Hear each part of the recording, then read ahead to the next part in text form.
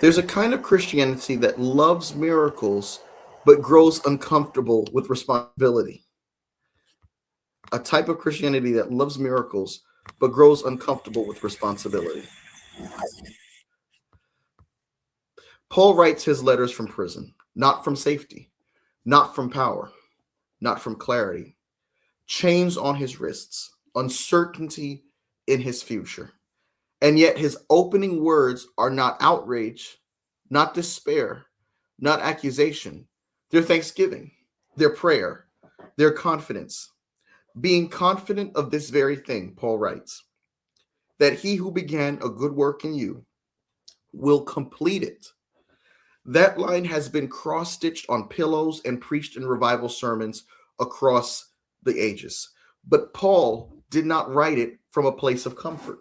He wrote it from contentment, from confinement. He wrote it from a place of confinement, which matters because confidence in God is most revealing when the facts are unclear, the evidence is disputed, and power speaks louder than truth. When ICE agents are able to shoot innocent bystanders in the face and get told that they were fully within their right. This week's lesson forces a confrontation with a hard reality. Faith doesn't just shape how we pray, it shapes how we judge, how we speak, how we respond when the story is still unfolding. In Philippians and Colossians, Paul models a posture radically different from our age. He refuses to rush to conclusions. He refuses to weaponize certainty. He refuses to let fear masquerade as discernment. Instead, he prays for love informed by knowledge, for discernment that can tell the excellent from the harmful, for a community that walks worthy, not loud, not dominant, not reactive, but rooted. And that makes this lesson painfully relevant because right now in American cities, people are dead, wounded, grieving. And before investigations can even breathe, narratives harden, motives are assigned, and truth is drafted into ideological warfare.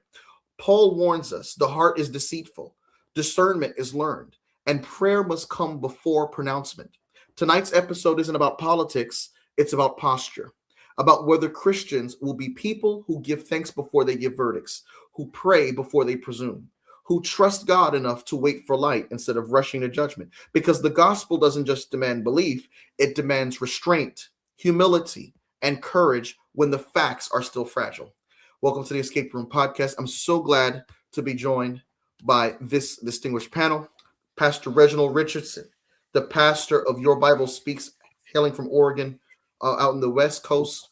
Pastor Monty Newbill, good to see you, hailing from South Carolina. Dr. Tatiana Davidson, good to see you from North Carolina. Nate Honore from the Northeast. And, of course, Pastor Daryl Howard, the head of the South Atlantic Conference Department of Sabbath School. We're going to be joined by Pastor Kerwin Jones and also Mike Fraser momentarily. This has been quite an eventful week, the first full week of 2026. And Paul begins his letter with gratitude while in prison and powerless. How does Thanksgiving function as a form of spiritual resistance in moments of fear, anger, or injustice?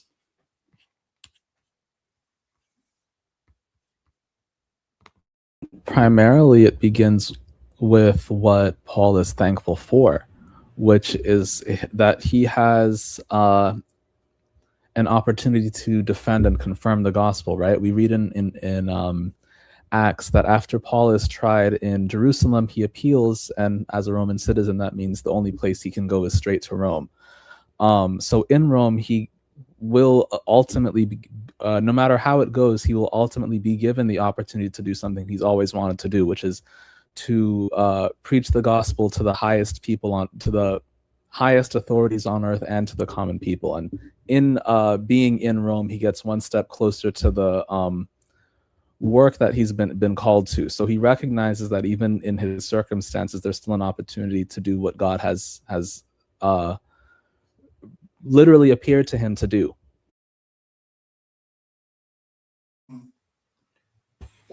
Yeah, good evening, everyone.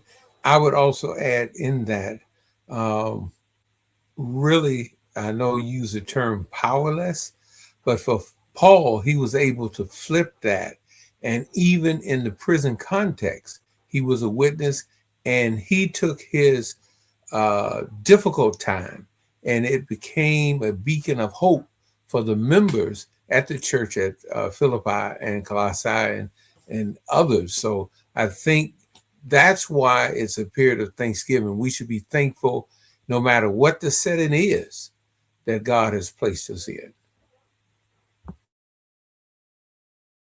This is a powerful lesson, and it comes at a time when, let's face it, there are people right now who are protesting what they saw play out. I compare this moment a little bit to the moment we had in 2020 with George Floyd, when in both circumstances, murder is played out in broad daylight. And no matter, which side of the ideological spectrum or political aisle you fall on, you can't deny that what you saw was wrong. Even those who are trying to justify the actions of the ICE agents, they're tripping over themselves to kind of say, well, there was qualified immunity, there was absolute immunity. Well, they were fully within the right. Well, she was not compliant with it. How do we exhibit a posture of thanksgiving when we hear all these counter narratives? When we are literally faced with people who are comfortable looking at something like this happen, continue to wear the name Christian, and then condemn you for making an issue about this. Reggie, I want to go to you and if you could shed some light about what's happened in Oregon, because it's not just Minneapolis. Of course, there was an incident, for those who may not even be familiar. There was an incident in Minneapolis this past week, ironically, the day after January 6th, in which a woman was departing from ICE agents in her vehicle. And while she was driving away, she was shot. It was a 37-year-old woman, Renee Good. She was shot by an ICE agent in the face. The next day, there's another incident in Oregon. And it's amazing to me that sometimes when we look at these events, they happen in close juxtaposition within each other, so that hypocrisy is put on full display. Because the same folks who say, the officers are at fault for January 6th, they escalated tensions, are now saying back the blue and support whatever they do in the name of law enforcement the following day, within 24 hours. And in the midst of these narratives, God's people are grappling with themselves and wondering, how do we exhibit a state of thanksgiving when we see these kinds of injustices play out live before our eyes, and then our own brothers and sisters lock arms with those who are in the wrong? Pastor Richardson. I think what the lesson kind of gives us encouragement, especially around these moments, right? We see that the context is our brother Paul is experiencing a really rough go, but he's not unfamiliar with the rough go that comes with being a follower of Christ. We understand that persecution is a certainty, and so I actually like the lesson's title, a reason for thanksgiving and prayer. I'm thankful that for Portland, we are not shocked about brutality, and we are no strangers to how churches should respond, but also how communities should respond, right? I have been in my prayer closet as a result of what I'm seeing both in Minneapolis and in Portland. My resolve is deepened, but God does not let anything sneak up on his people. What I find interesting, and Nathan, you're aware of this, it's almost as if the Lord has pre-equipped his people to handle the situation. This situation that happened in Portland actually took place on a Seventh-day Adventist property, specifically Adventist Health Portland.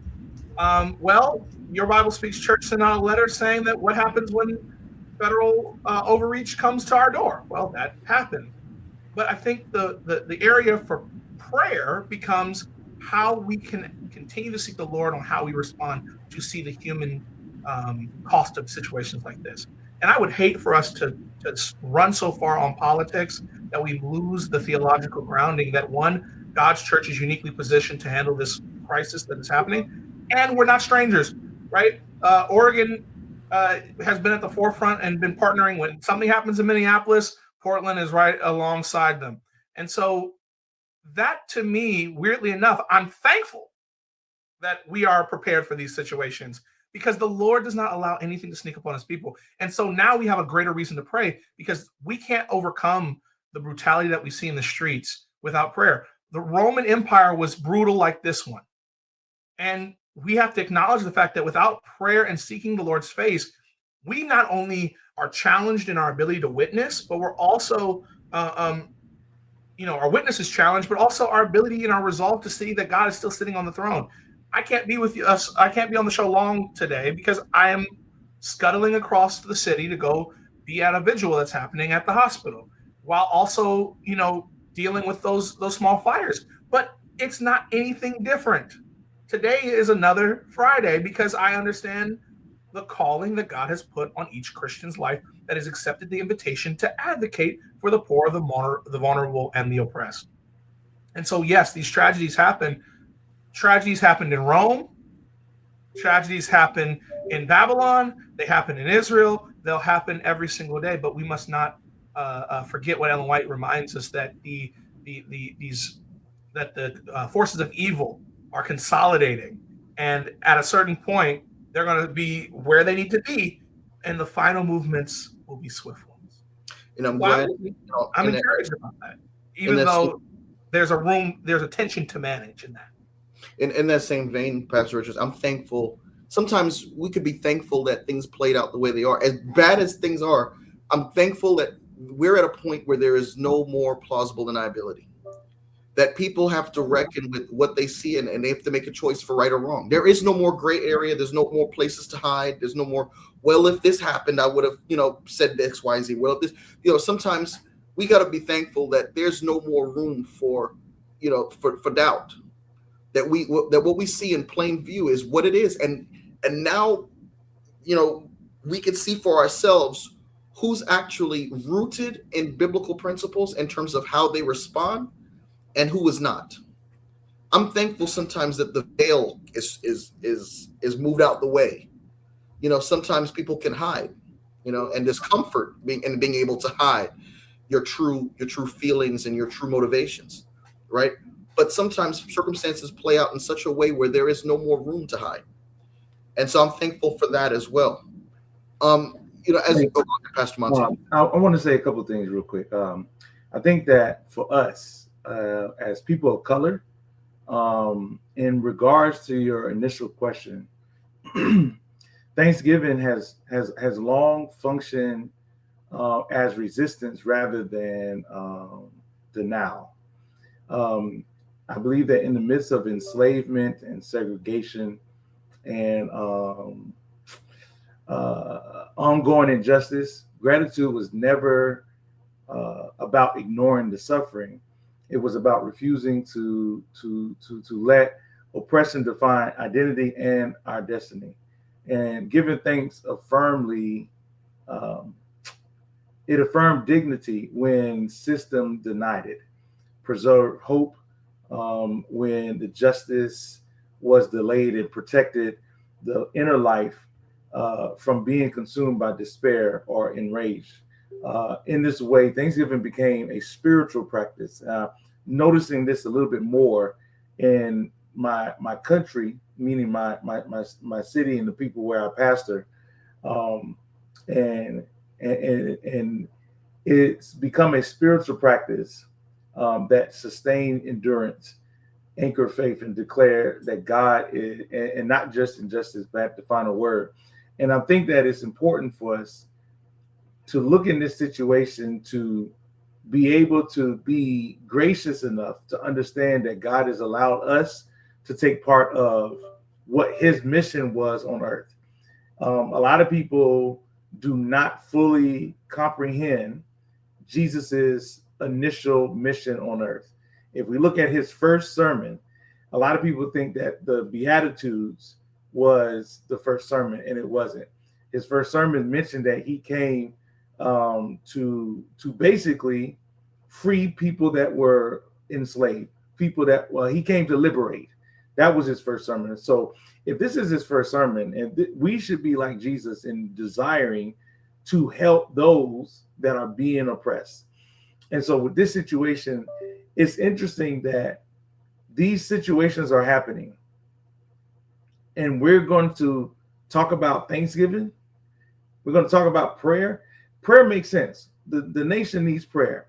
But how in the world can I be thankful knowing that I got people, my time in the military has allowed me to rub shoulders with people that got weird last names. And essentially, I have a friend that just posted something on Facebook. Her last name, her initials that we use, we called her AGB.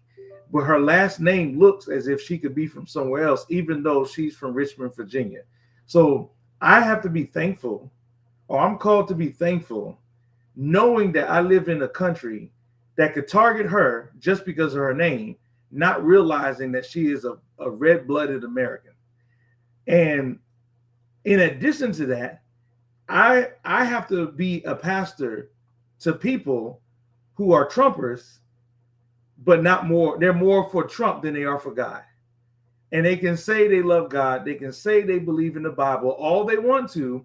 But the last I checked, you can say a lot of things, but your actions are going to tell me whether or not you believe in God or you serve God.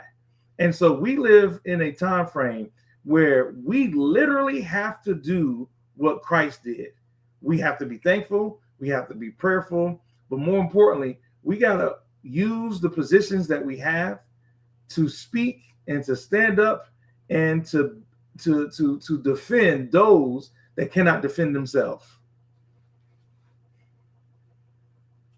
And I'm so glad you.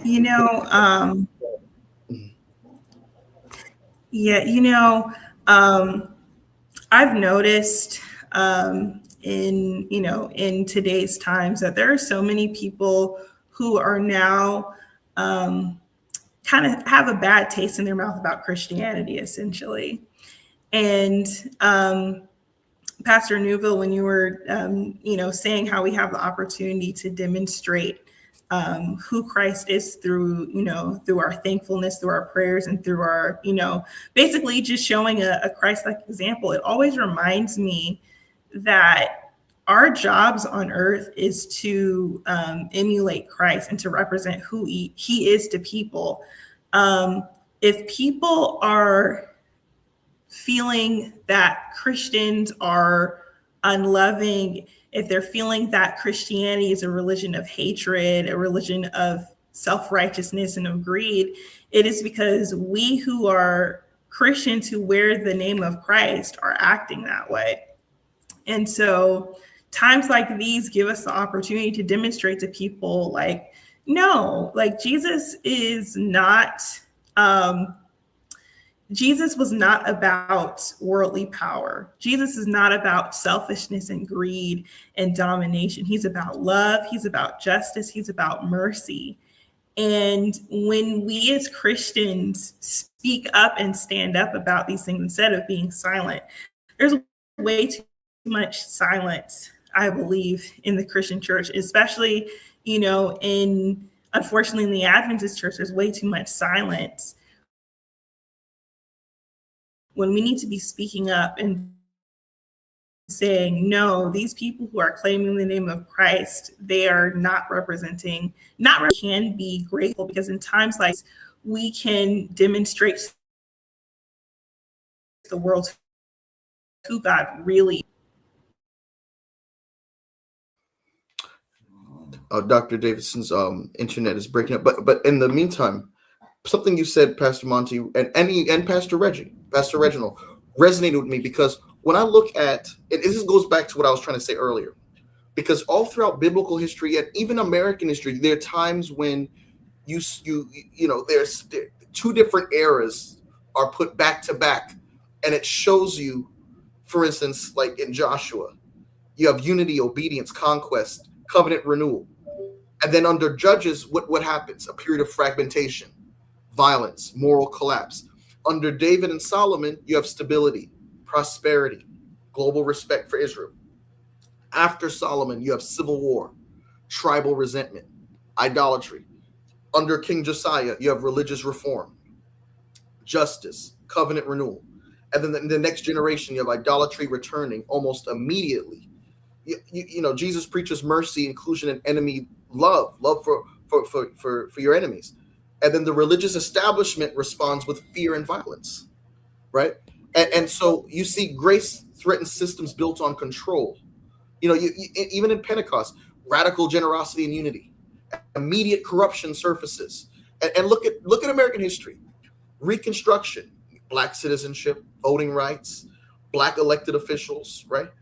Black people can enter contracts, and then what does that era follow by? Jim Crow.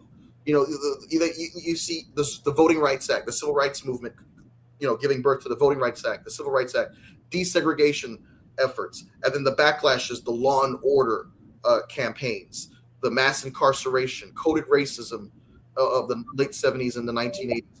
And then you see Obama's presidency, multiracial coalition, symbolic rupture of racial hierarchy, followed by Trump, open grievance politics. They're taking your country from you. Nationalism, nostalgia for white supremacy. I'm saying all this because there's a pattern here if we're paying attention as God's people. And when Pastor Reginald was speaking, and I said I'm thankful sometimes that you have periods where there is no more plausible deniability. That there's no more room to say we're not racist because we elected a Black man. There's no room to say we're not racist because we have the Voting Rights Act. There's no room to say we're not racist because we no longer have slavery, because right after that period is something that shows you that nothing has really changed. And I'm thankful because there were people who sent Pastor Reginald Richardson nasty voicemails. Why are you sending this on behalf of the church? Don't you know that we're a nation of laws and we should stick it to those immigrants and to those people who look different from us?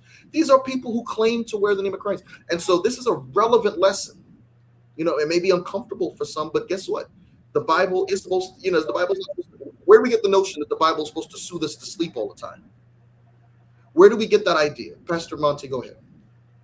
Yeah, so we haven't gone to the next question, right? Because we're just still dialoguing, right? All right, so it burns my biscuits. I'm from the South. I don't like burnt biscuits. I don't like the bottom of my biscuits to be burnt. So it burns my biscuits when I see so-called Christians. I'm not even going to say Adventists, because unfortunately there are other denominations that are dealing with the same foolishness that we're dealing with. And so I may jump ahead of from the question, because I'm going to talk about discernment about this. It is really a difficult experience to see people that say that they're Christians fighting how we should not support those that cannot defend themselves. And so there are some immigrants that cannot defend themselves, period, because they left where they came from for an opportunity to live a life of freedom.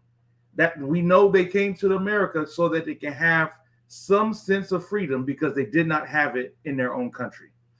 And we who feel like we're better because we were born here, never mind the fact that we are just 2 or 3 generations removed from our ancestors moving or relocating here, regardless if you're Black, yellow, red, or white. It doesn't matter. All of us did not originate from these lands. So all of us have some type of, this is my perception, all of us are immigrants to some extent, right? And so how is it that a Christian can sit there and say, we should not help them over there? If Christ has called us to love everyone, to defend everyone, to support everyone. Now, there are people that do not do the right things when it comes to sin. Are we supposed to treat them differently? Do we push them out the church because they're sinners? Because if we push every sinner out of the church because they're a sinner, then the church will be empty. Now, we talk about discernment, and I'm gonna utilize discernment by not jumping on the foolishness that people are putting in the comments. Like we too often want to use this stupid, I'm saying it this way, stupidity of trying to compare apples and oranges. Apple pie is good, but if someone comes to my house and give me an orange pie, they're gonna get excused out of the house, because orange, there's no such things. There's a blatant difference between apples and oranges, right? And so You cannot sit here and say that, oh, people are doing something different because of, or someone is doing something different because of Biden and Kamala and Trump is, no. At the end of the day, you are revealing to us and others that you really do not support what Christ came to this earth for. You don't.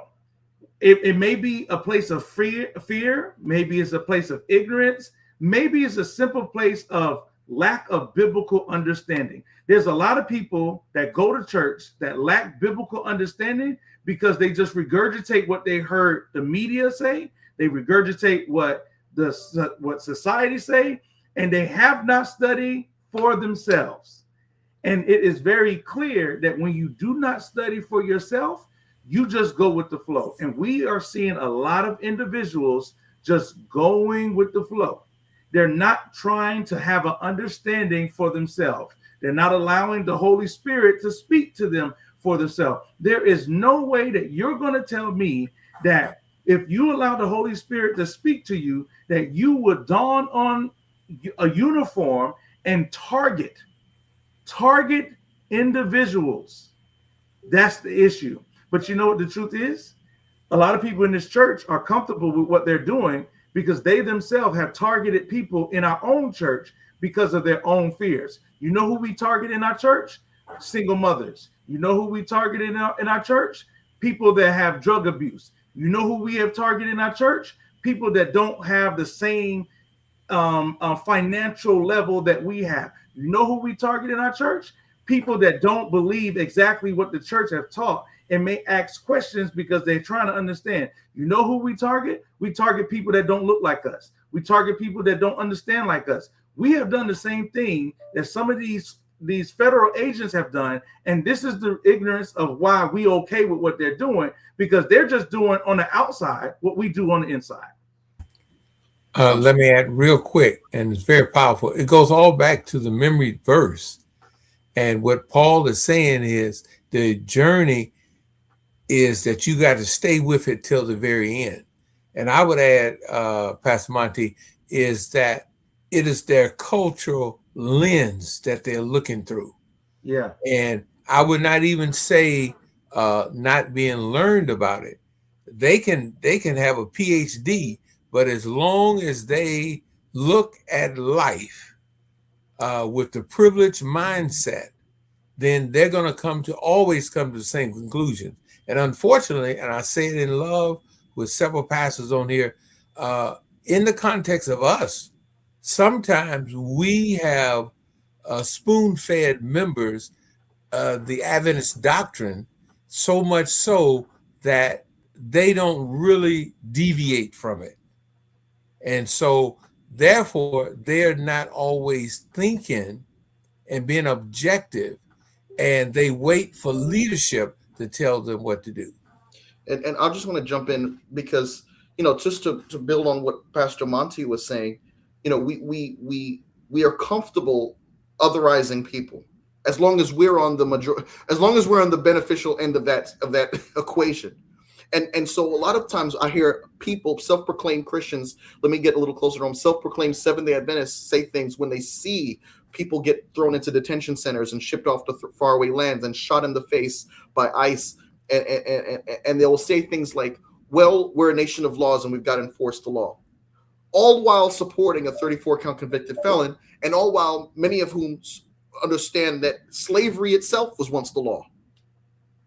And the prophet that we love to quote, according to the lesson that was said, and this was last week's lesson, and I'm so glad the author included this in the lesson. This was not Michael Taylor including this in the lesson. And if anyone thinks this is being political, take it up with the author of the lesson, because he put it in there.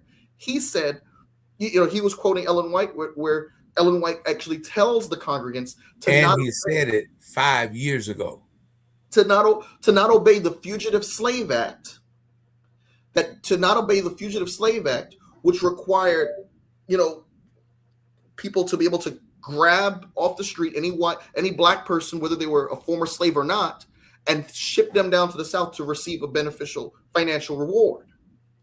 She said that law is evil. and no one who proclaims to wear the name of Christ should obey that law. But here we are today, descendants of those Adventist pioneers, watching our brothers and sisters be treated inhumanely. And we sit back comfortably while watching Fox News and say, that's the law, and that's what I voted for. And then we get upset. This is the irony. Then we get upset when some of our pastors stand up and say that's wrong. We want them to talk about something else. We want them to lose their positions. We want them to get fired. The hypocrisy is deafening. And it's to the point where this is no longer an issue of the world versus the church. It has creeped inside the pews. We have become so entrenched that we could look at someone get shot in the face and come away with two completely different narratives when someone is dead, when the blood is still fresh in the car. And that, to me, for people who proclaim to be waiting for the second coming of Christ, that to me is alarming. That to me is scary, because I don't think people really understand how far they really are from truly being prepared to being able to meet the Lord. It's that mentality that they're so heavenly minded that they're no earthly good.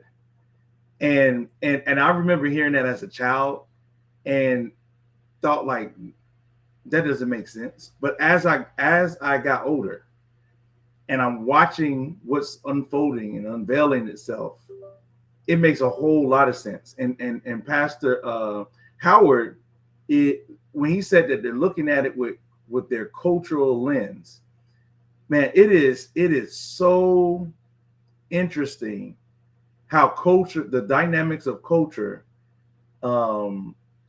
it forms or deforms the way we look at Christ and the way we go about the mission. So in my district, our focus is kingdom building. Okay, our focus is kingdom building. We need to be builders of the kingdom, not my kingdom, because I can't offer nothing to you. But God's kingdom is the kingdom that's going to last. And within it, we are going to deal, when we have prayer meeting, we're going to be dealing with church health. And it's one of the things that I'm realizing is a lot of us do not know how to build the kingdom because we really don't know what the Father's business is. We got to be about our Father's business. But unfortunately, we don't know what that is per se. We think that building our own little church is about the Father's business. That may be a part of it, but the bigger picture to what the Father's business is to helping people come into a relationship with Christ, helping people understand who God is, showing people that though we live in a world where a whole bunch of tragedy and a whole bunch of foolishness happen, he is still a God that's in control.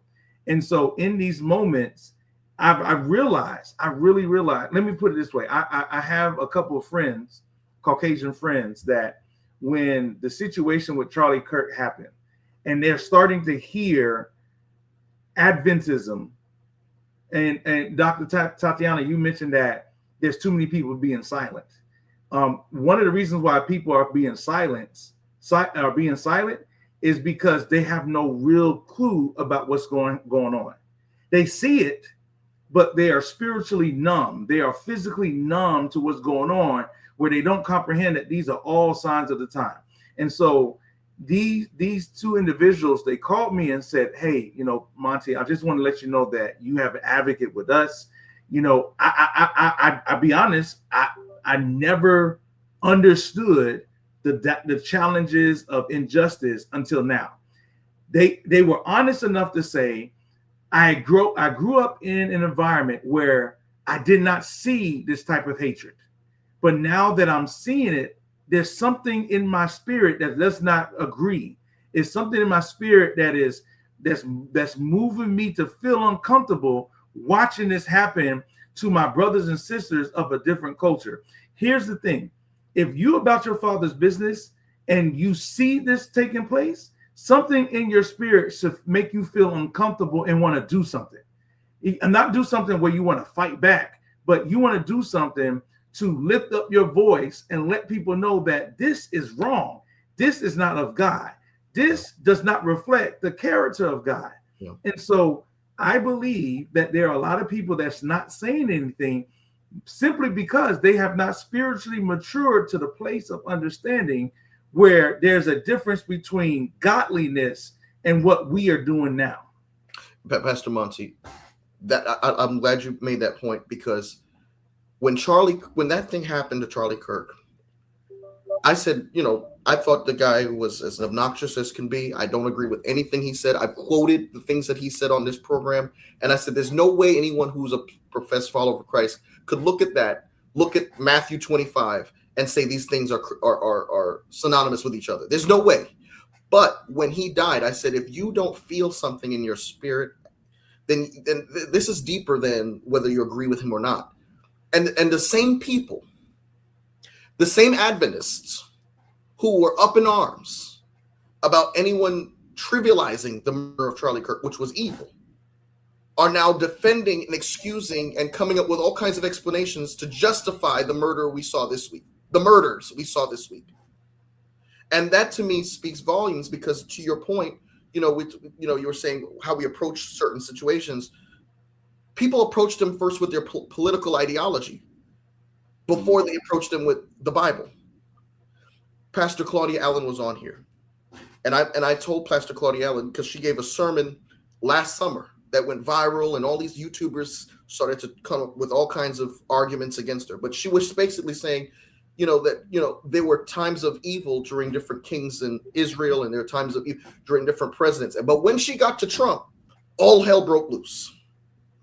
And I said to Pastor Claudia Allen, I believe, and people are free to disagree, that if she just excluded Trump and pretended as if, evil stopped under, his predecessors, there would be no controversy.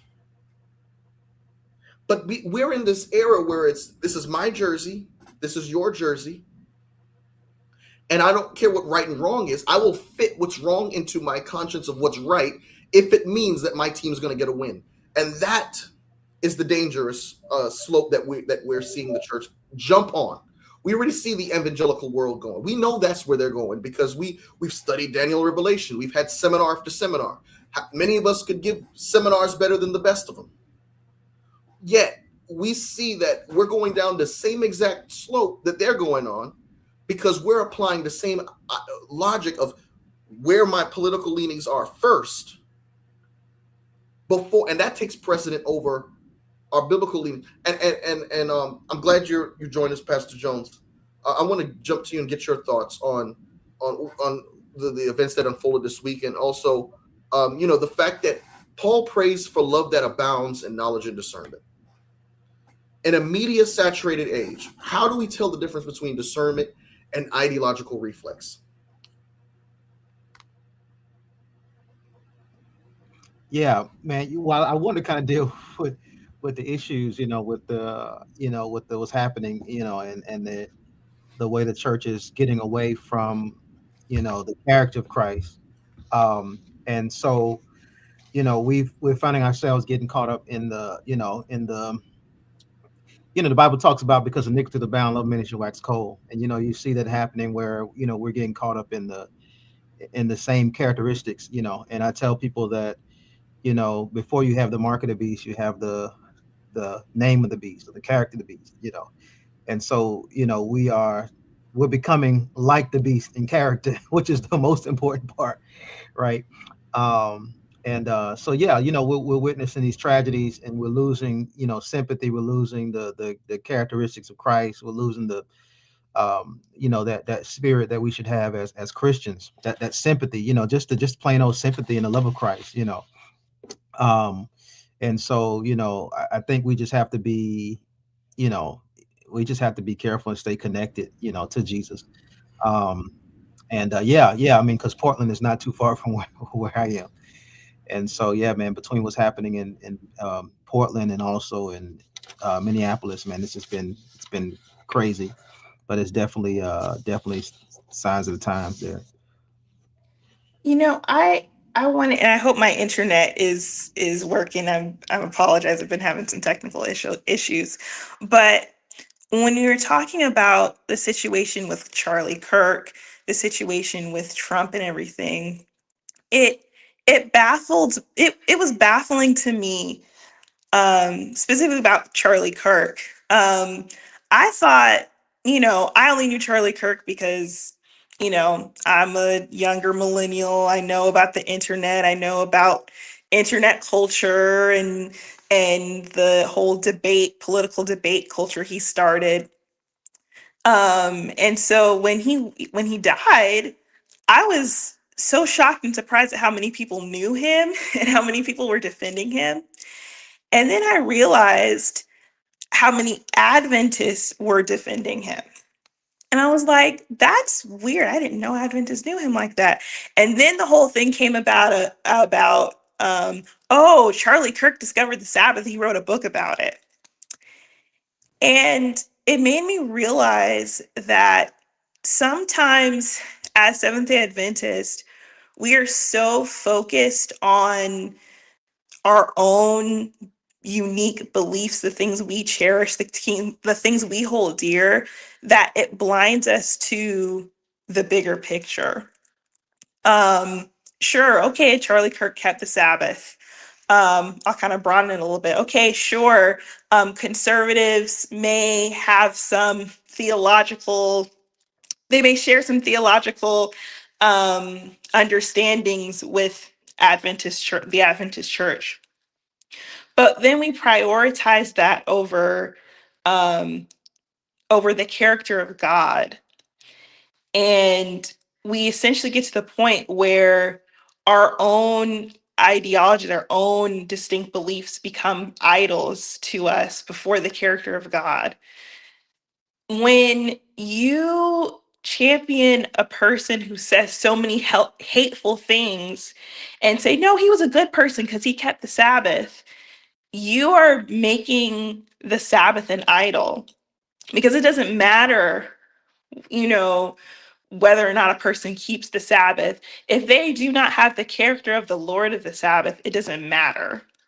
It doesn't matter if someone, shares or appears to share the same Christian theology as you. If they don't have the character of Christ, it doesn't matter. You're making an idol to that. And I think there's so many Christians who are making idols of these political figures, of Trump, of Charlie Kirk, of other people, and they're setting them up.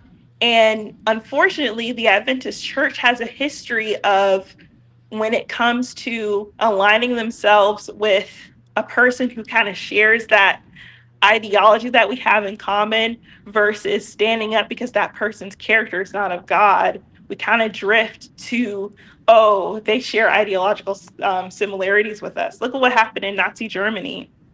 Oh, Hitler's vegetarian. He's going to bring morality. We're going to kind of drift over and kind of support him. And here he was murdering millions of people because they were not Aryan. And the Adventist Church is like, oh, well, it's fine. It's okay. We don't want to rock the boat because we want our church to be, to be safe. And it was so bad that when the Nazis in Germany asked the Adventist Church to tell their members to work on the Sabbath, the Adventist Church capitulated and said, okay. Literally, that's what it came down to. The one issue where all Adventists knew, this is the thing that we're going to be persecuted on. When Nazi Germany told Adventists, you need to tell people to work on the Sabbath, they said, sure. And they published it in Adventist German literature, encouraging people to break the Sabbath. That's how bad it was. And so when we come to today and we see that it's getting to a point where, if this administration gets to a point where they're asking us to compromise the beliefs that we know and hold sacred, and we have to choose between following God and following them, I think there's going to be a whole lot of people who are going to follow Donald Trump and all these people into places that we've been teaching not to go into for years and years. And so, unfortunately, that's the reality. We have to make sure that we are worshiping God. We're not worshiping the Adventist church. We're not worshiping the 28 fundamental beliefs. We're not worshiping the Sabbath. We're worshiping God first and foremost. Yeah. I think that discernment slows us down while the ideological reflexes speeds us up, right? So media is about driving the narrative. They're trying to point us, they're trying to direct us to a certain area. Having discernment is being able to just take a beat. A chaplain that I used to have told me, he was like, you know, at the time, Sergeant Newbill, like, you're a great NCO, you do things really well. Your only issue is you respond too quick. You don't think about what you're saying. You don't think about what you're doing. Have a thoughtful pause. And so discernment is similar to a thoughtful pause, and where we can kind of come together and think about what we're doing. Dr. Tatiana, when you talk about we can make the Sabbath an idol.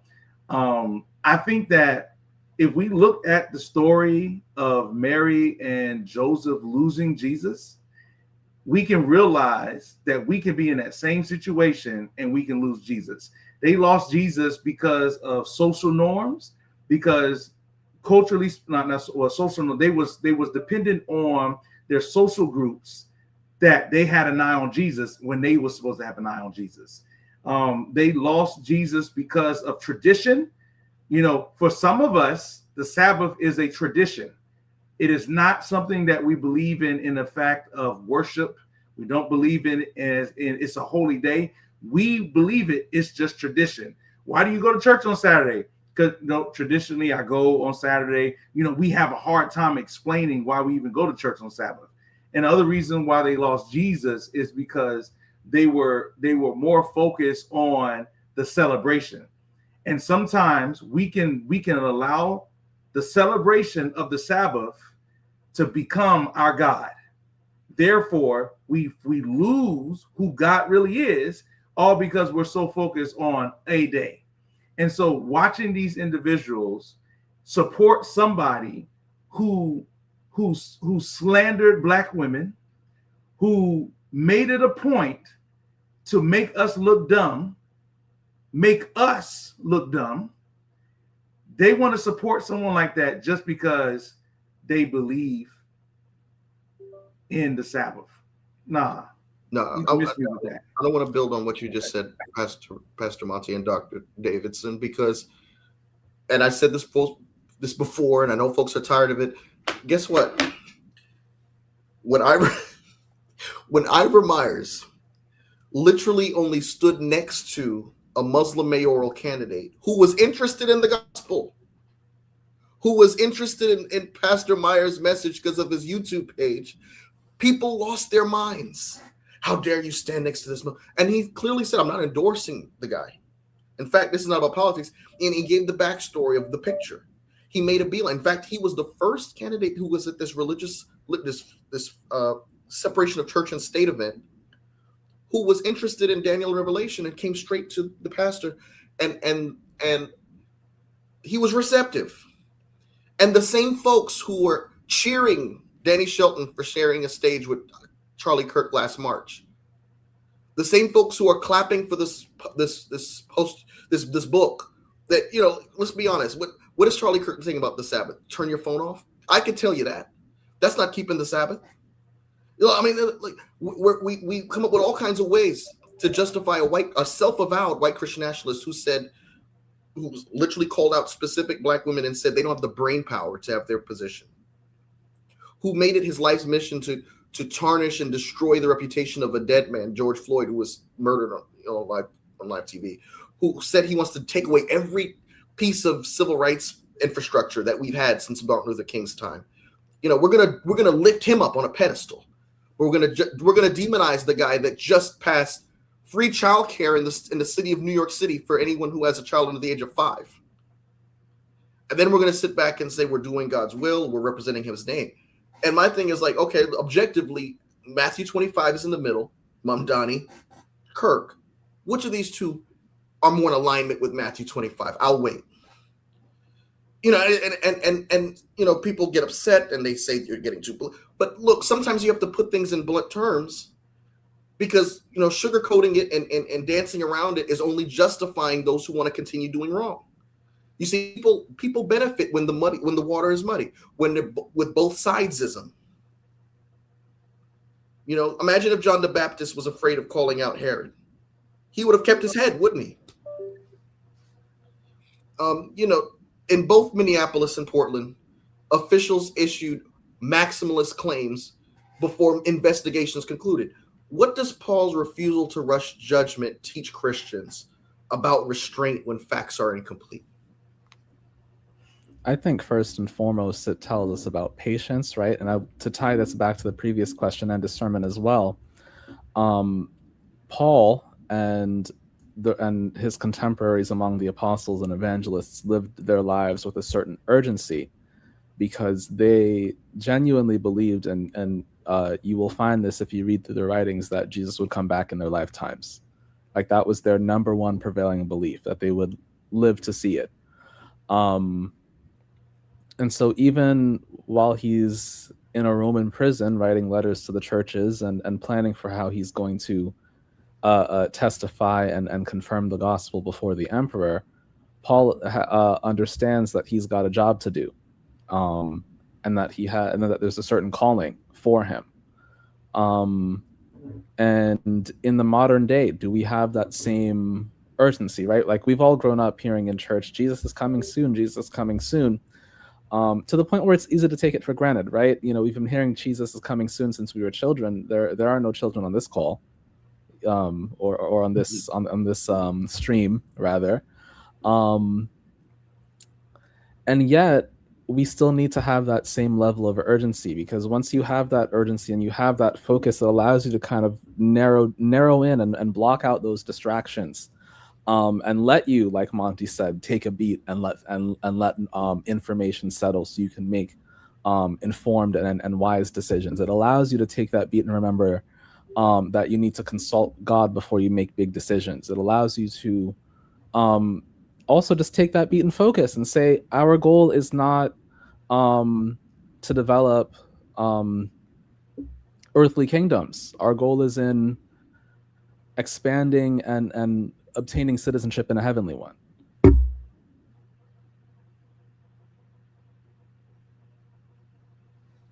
Yeah, and I think also, you know, like, you know, when you talk about the kingdom, right? You got the kingdom of grace, you got the kingdom of glory, and when the Pharisees was like, when the kingdom is coming, he was like, look, the kingdom of God is within you; it's in your midst already. And so we forget that, you know, even when Nicodemus was trying to ask about Christ's kingdom, he was like, man, look, except you be born again, you can't even enter. You know, you got to be born again. So, you know, like, we can't even, unless we have the character of Jesus, we can't expect to enter into the kingdom of Jesus, the literal kingdom. And so, you know, I think people are trying to rush past that and just expect, you know, but the reality is we have to have the character of Christ. That is the stamp. That is the you know, the Spirit of God has to put the character of Christ inside of us. That's the seal in so many words, right? And you know, the thing about the Sabbath, going back to the Sabbath and talking about discernment. Well, what does the Sabbath represent? Isaiah 58 and Matthew 25 are the same thing. It's just stated differently. You know, so true Sabbath keepers will have the character that is manifested in Matthew 25, you know, and so, you know, we forget that. So with that said, you know, it doesn't matter whether a white supremacist believes in the Sabbath. That's pointless if the character of Christ is not there. And matter of fact, when you look at going back to Jesus talking about discernment, is, I mean, John 5 says one of the reasons why they wanted to put Jesus to death was because he healed somebody on the Sabbath, right? And because he said he was the Son of God. But, you know, like your reason for being put to death is you healed somebody on the Sabbath. You broke the Sabbath, sir, you know. And so that was the catalyst to Jesus being put to death. Like, hey, you broke the Sabbath. Oh, and you're gonna say you're the Son of God? Okay, you know. Yeah. And you know, and of course it keeps going like that, right? In John 5, it's the same thing. He heals the man the blind man and the Sabbath. So it's that discernment that we need, that discernment, and we need to pray for discernment, because we could be, if we don't have that discernment, then we're gonna miss the move of God, and be left out. So Another thing is the fact that, notice how both in the situation with Jesus Christ, the witnesses that came against him, even Ellen White says that they were coming up with all kinds of lies that they contradicted each other. The false witnesses contradicted each other, and they had to come up with a story to dehumanize Jesus. You see, they weren't going to tell the stories of how he healed people like you just mentioned, Pastor Jones. They're not going to mention that. And it brings my attention to how when we see these people who die at the hands of law enforcement, isn't there a rush to dehumanize that person's character? Well, George Floyd was no saint. He was actually involved with selling this and doing that. Oh, well, this lady that just died, Renee Good, she was a lesbian, and she was this, and she was far left, and there is always an attempt to do whatever, to craft a story to justify the unjustifiable, to justify the murder and the killing. And I'm saying that because, as we're talking about discernment, look at how Paul always, as it pertains to his letters to those in Colossus and to the church in Philippi, he encourages faith, hope, love, humanization, community. Because if you have community, that means you're able to see each other as human beings. You have no desire to humanize one another. You have no desire to see each other, in a situation where you have to bring out their dirty laundry to justify why bad things are. That's the difference. And I just wanted to throw that out there before we continue. Go ahead. Talking about discernment, I remember growing up in the Adventist church, I was always taught, be not deceived. Watch out for people who are going to try to deceive you. When I was growing up, I thought that was in pertaining to spiritual things. So that's what I kind of focused on. I was like, okay, well, people are going to deceive me about, the Sabbath is on Sunday. People are going to deceive me about, I don't know, the Catholics and Protestants can get along, whatever, everyone knows what we teach. But it wasn't until recently where I was realizing that it's not just about spiritual things. People are deceiving us about just like the humanity of people, as Michael was saying. People are deceiving us about what we actually see that's happening. I saw the video of what happened in Minneapolis. And immediately, the United States, the federal government, Trump, Kristi Noem were saying something completely opposite of what I saw with my two eyes. I watched a play about based on 1984, the George Orwell book. And there's a quote that's going around that says something about, and I'm paraphrasing, the last thing the party wanted you to do was to disbelieve what you had seen with your eyes. And that reminds me that the injunction to be not deceived doesn't just apply to spiritual matters. It applies to everything, because everyone is trying to tell you what to believe, what you should be seeing, even though you see that there's a disconnect between what you're seeing and what someone is telling you that you're seeing. And so when we have that discernment, it's not only going to help us discern the spiritual matters, but also other things that will help us know the truth. The truth about what happened to that young lady was that she was trying to get away and someone shot her and she was just trying to move. The truth about what happened to George Floyd was that someone callously and cruelly essentially strangled him to death. That's what we saw. That was the truth. And the discernment from God will help us to know all truth, so that we can be protected from the lies that are leading us to dehumanize, the lies that are leading us to justify evil and sin in all of its forms. So, two things real quick. She talked about discernment. Discernment is us realizing that when that white boy took his rifle and crossed state lines and killed somebody, they did not show a messed up picture. They showed a white boy that was of esteem. If I'm not mistaken, I think they showed his graduation picture, if I'm not mistaken. But when we do something, they'll go, if we ever got locked, they'll go get the mugshot. They'll go get a picture of us that will justify. That's what they're doing. They're trying to justify why whatever happened. So if we get shot because we are trying to get away and be out of danger, we get shot, they're going to justify why we got shot because, oh, this young man here isn't really, he's a menace to society. It's us that looks like us that's on this stream now. But someone else that has privilege, they're going to build him up. Oh, he didn't deserve what just happened to him. Discernment will let you know that same mentality is here in our church as well. I'm going to shift a little bit because I think that Dr. Tatiana, you said something and it triggered something in my mind. And I can't think of it now, but the discernment is oh, I do remember it. So you talked about what's being portrayed, right? And now I know some people is going to get mad with me for saying this, and I'm okay. I'm not going to lose no sleep tonight. I believe that these reality shows are part of the reasons why some of us are not actually able to benefit from what realization is, what real life is. Case in point, I was talking to a young lady and, she was interested in getting married.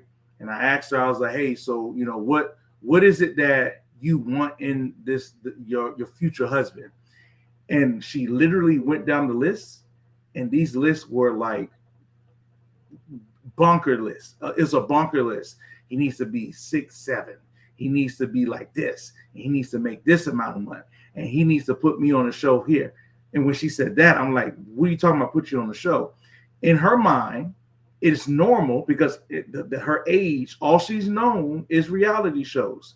These reality shows have the ability to pick out pieces of somebody's life, put it together to make it seem like they're living a life that isn't fully the truth.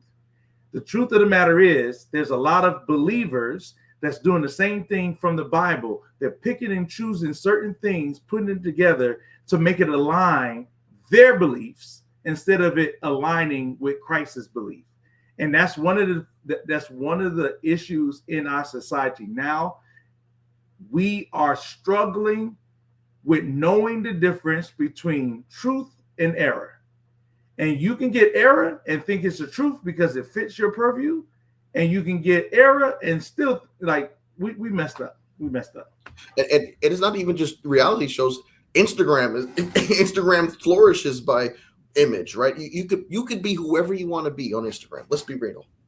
You could put out whatever image you want for yourself on Instagram, on TikTok, on you name it. And I want to go back a little bit because even the way in which Maduro was portrayed on the plane. Did you see that? What was he wearing? Wasn't he wearing a Nike sweats, blindfolded on a plane? And let me tell you something. Look, I've got family in Venezuela. I know firsthand how evil this man is. My grandmother's brother. I've got cousins. I've got family there right now. I've got family who left there to go to church. I understand how wicked and evil this man is, right? But I also understand the power of pictures and image in the 21st century. And I understand, based on what I've read in reports, that the commander-in-chief sat there like it was a reality show and saw the operation unfold and was literally just gleeful watching it. And I understand that while he's bad, we are in no situation to condemn another country for having a bad leader when we've got a literal felon sitting in the Oval Office. So I'm saying that to say, as we're talking about dehumanization, it puts you in a position of false superiority sometimes, and it makes you feel better than and beat your chest, forgetting that you might be just as bad or worse, right? Worse off than the person you're comparing yourself to. Any other thoughts? Hold on. Is that Colonel? Pastor Jones, you trying to come on? We can't hear you. Okay, while he's getting his audio fixed. I think one thing I've been kind of thinking about is kind of like the courage it takes to actually stand up and speak the truth against these powerful leaders and powerful people. Michael, you mentioned John the Baptist, and that's kind of who I've been thinking about. John the Baptist didn't necessarily have to condemn Herod for taking another man's wife. He didn't really. I mean, he did it because he was convicted by the Holy Spirit that that's what he needed to do. But like, he didn't really need to come out and say that, especially since it cost him his life. I think of all these different people in the Bible. Elijah went up to King Ahab and told King Ahab that he was bringing idolatry into the land, told Jezebel she was bringing idolatry into the land, and there would not be rain. Esther went before the king and told him that his right-hand man was a genocidal maniac. And for a queen and a woman, even the Queen of Persia, to do that is actually extraordinary. And so, so many people are so incredulous when we as Christians say we need to be bold and standing up to these leaders and saying what you are doing is wrong and evil. And they're like, oh, well, he's the president of the country, or they're the leaders of the country. Aren't we supposed to respect them? King Herod was the king of Galilee, and John the Baptist told him, you are living in sin. You shouldn't have taken your brother's wife, and lost his head for it. Esther went to the king and said, this man is trying to murder an entire nation of people behind your back. Like, you have to do something about this. And that's what it takes. Like, might doesn't make right. It's not enough that Trump is the president of the United States. That doesn't give us an excuse to not call him out on the things that he's been saying. We can't say, oh, well, God put him in power. I'm like, no, God allowed Saul to be king, and Saul still had the throne taken from him because he didn't obey God. Just because God allows someone to be in power does not mean that they are justified in all they're doing.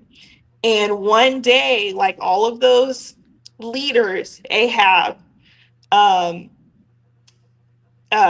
Nebuchadnezzar is another one I think about, King Herod, King Balthasar, all these leaders, one day they're going to have to be accountable to God. One day God is going to say enough is enough. That can't last forever. And when God says enough is enough, are we going to be caught in the camp of people who were just silent and not saying anything and just kind of silently going along with what they were saying? Or are we going to be on the right side of history and the right side of God's will when we say this is not of God? I don't care how much power you have. And I think that's what we as Christians need to do. We need to be like John the Baptist. We need to be like Esther. We need to be like Daniel and declare that it doesn't matter how much power these folks have. They're going to be accountable to God for how they used it or misused it. I like that. Let me say, I'm sorry. The accountability is important, right? I I have told my members and I've told my leaders at my churches in my district, I've said to them that you follow me as I follow Christ. That holds me accountable, so that I can't be out there doing foolishness just because I want to. I know that being a pastor, I have the opportunity to shape and mold things the way I want to, but I know that there's some people that can mismanage that opportunity. And so in order to keep me in check, I use that statement, follow me as I follow Christ. Therefore, as long as I'm following Christ and it's biblical, then there should be no reason why things shouldn't be going right or wrong. It doesn't matter if it goes right or wrong, as long as I'm following Christ. That accountability is important. Second thing I want to say is there is a difference between God allowing and God selecting. Yeah, I was about to say that. So God did not select Saul. God selected himself. That's what I'm saying. The foolishness that people say sometimes is just so weird to me. God allowed them to have Saul because they did not want to have who he gave them.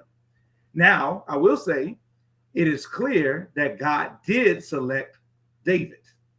He did not select Saul. He did select David.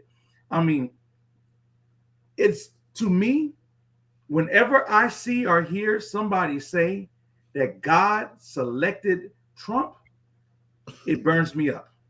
Mm-hmm. He allowed it. That's what I'm saying. But he did not select it. Because now you're telling me that God selected a Christless, evil, egotistical, narcissistic thief, white felon, to lead this nation? No, that ain't the case. And I'm so sorry. And I'm glad you said it, because what I was about to say was God's permissive will sometimes gets conflated with God's perfect will. Thank you. Permissive will and submissive will, different, and the will, they all different. And when we conflate the two, we start going down a complete. This is where atheists start getting their momentum, because they thrive in this area where, like, well, if God is good and just, why would he allow X, Y, and Z? Why would he allow slavery? Why would he allow police brutality? Why would he allow the inhumane treatment of immigrants? Why would he allow, you fill in the blank, the murders we saw this week? And this is where we get off track, because, as Paul mentions, Paul was in some serious situations. Does that mean it was God's will for him to be in those situations? Paul put others in situations when he was Saul, when he was a terrorist. Was it God's will for him to kill others before he comes to his senses? And so we have to be careful not to conflate God's permissive will, what he allows, what plays out, with his go ahead. And I think people get some things mixed. I want to read Hosea 8, verse 4. They have set up kings, but not by me. They have made princes, I knew it not. I mean, that's very clear.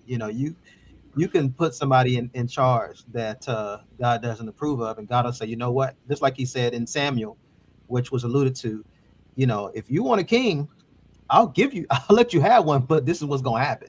So that was God's permissive will, right? And permissive will means that I'm telling you not to go right. I'm not telling you not to go this way, but you're going to go anyway, right? So let's take Balaam, for example. I'm just throwing that out. Okay, it wasn't God's will for him to go over with Balak and go and do all that stuff that he did, right? But he wanted to go real bad. And God was like, okay, you're going to go, but this is the way it's going to be when you get there. And so I think we conflate it. But the concept of government, like Paul says, the powers that be ordained of God, not necessarily the persons, right? So God ordains the concept of government, but he doesn't always put the person in place, because we have a structure in which we choose by free will who we want to lead the government. And so, I think we made a presumptuous choice. We just basically chose evil over good, which is why we have an issue. We made the choice. And you know what? We made the same choice as Israel. We wanted a king. Yeah. And you know what? Just real quick, even for the people God did choose, God chose David. David was a great leader, except for the fact that he probably perpetrated one of the most evil malicious plots ever to exist in the Bible. He took another man's wife and then killed her husband to get his wife. And how, like, in that instance, how are we to say, oh, like, you know, kind of saying that God's choice excuses evil is kind of like saying, well, God, maybe it's not that bad. You know, he is the king. You know, it's kind of his right to take whatever he wants. Even with the people God has selected, when they do evil, God does Condemns not, it. he condemns it. And David spent the rest of his life paying for what he did, literally spent the rest of his life. And some of us actually do not comprehend or understand that. We kind of go from David's sin and then, okay, Psalms 51, and now he's all fine and good. I'm like, no. God forgave him, but he suffered for that for the rest of his life. So even the people God picks, that does not justify everything that they do. I'm glad you mentioned that, because there's so many people that say, well, if David was a man after God's own heart, then so am I. You know, I fell in, but did you exemplify the same repentant heart as David? Right. And a lot of times we like to jump from we like to jump to the sanctification process without the actual acknowledgement of wrongdoing. And you can't, it's impossible. You can't do that. But you know, this has been a wonderful, fascinating discussion. We're landing. Any closing thoughts as we land this plane? Willful obstinance has been been what we've been victim of in our church. It is, you know, earlier in the conversation we were just talking about seeing our fellow believers support these people, and it's beyond maddening. It's beyond mind blowing. It must be a spirit, you know. It's got to be spiritual.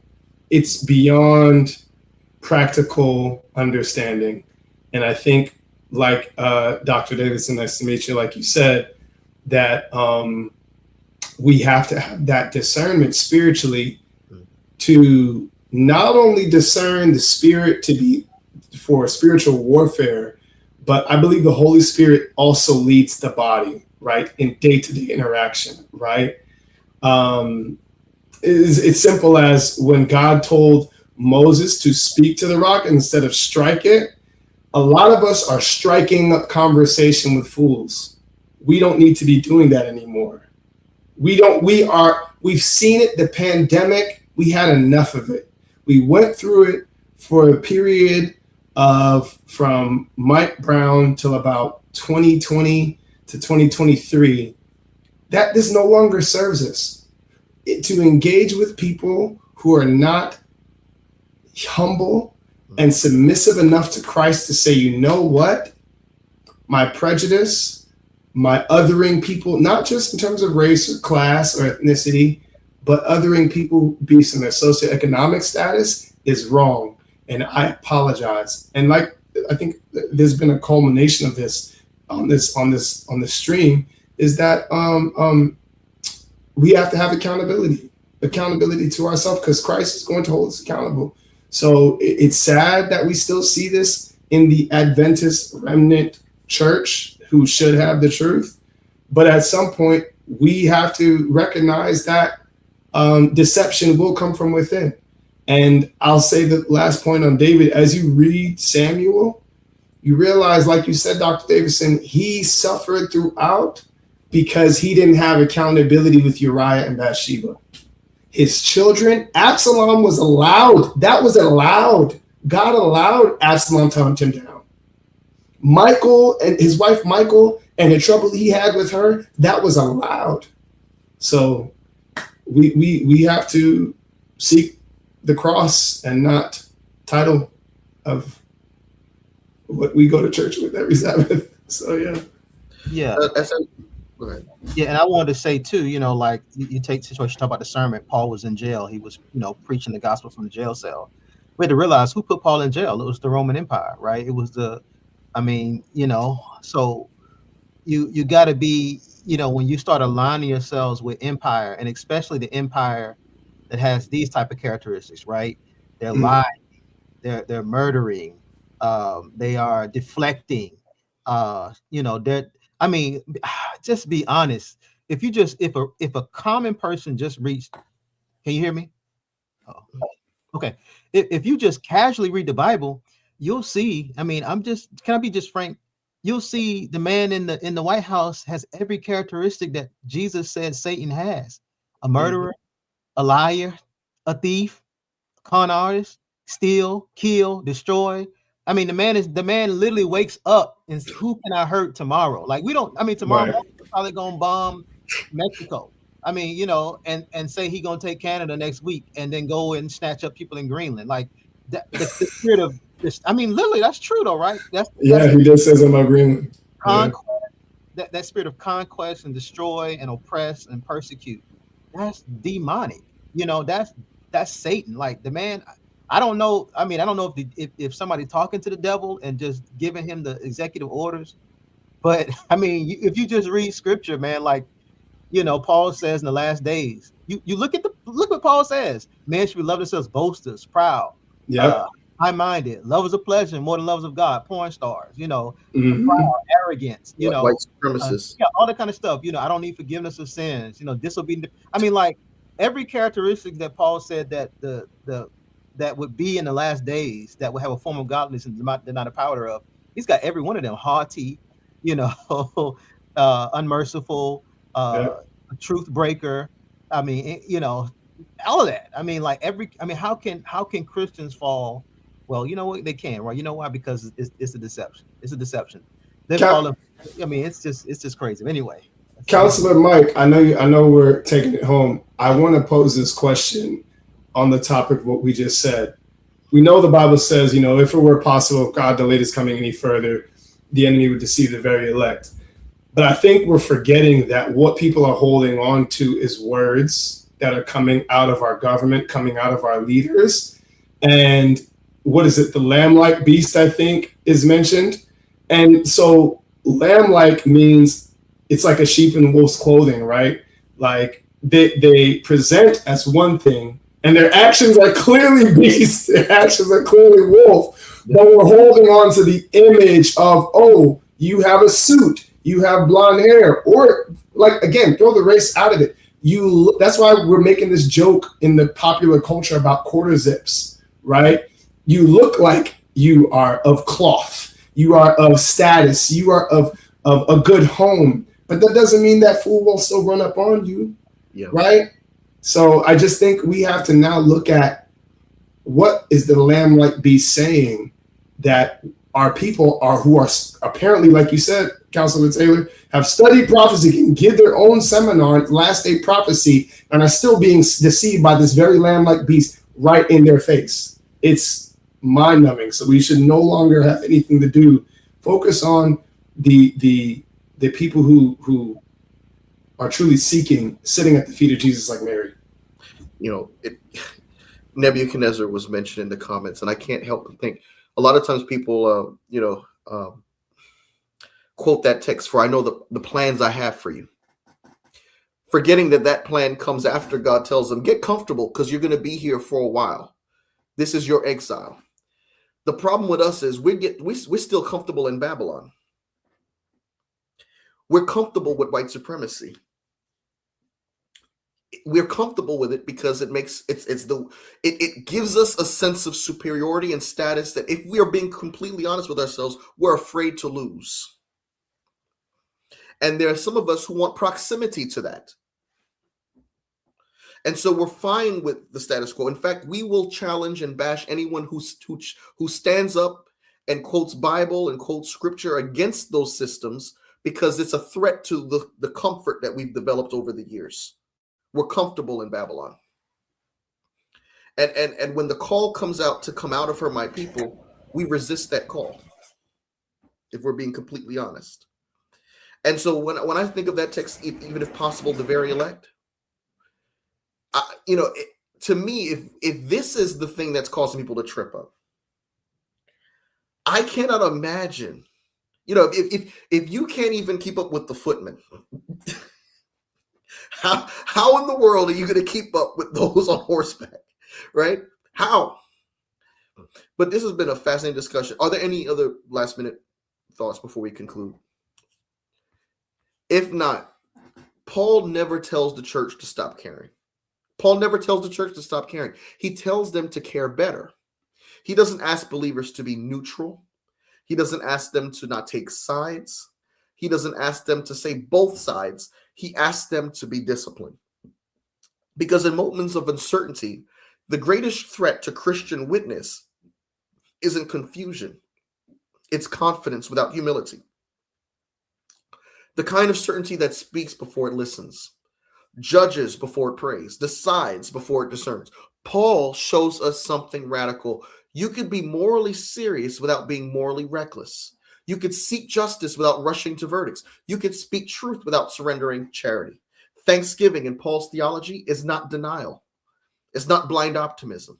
It's resistance.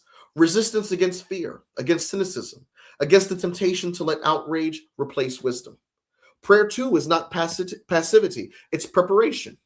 It slows us down long enough for the Spirit to shape our instincts before the moment hardens us into something we did not intend to become. Because once words are spoken, once labels are fixed, once stories are weaponized, they don't just affect outcomes. They shape hearts. And Scripture is relentless on this point. God cares not only about what we conclude, but how we arrive there. So the question tonight leaves us with it's not whose side are you on? That's not the question. It's deeper than that. Will we be the kind of people who trust God enough to wait, who love truth enough to let it emerge slowly, who believe so deeply in justice that we refuse to counterfeit it with haste? Paul wrote from chains, but his faith was not trapped. He trusted that God finishes what he starts, not just in history, not just in institutions, but in us. And maybe that's the hardest part of all, because God isn't just completing his work in the world. He's completing his work in our judgments, our words, and our restraint. That's the discipline of the gospel. That's the courage that Paul models. And that's the invitation of this moment.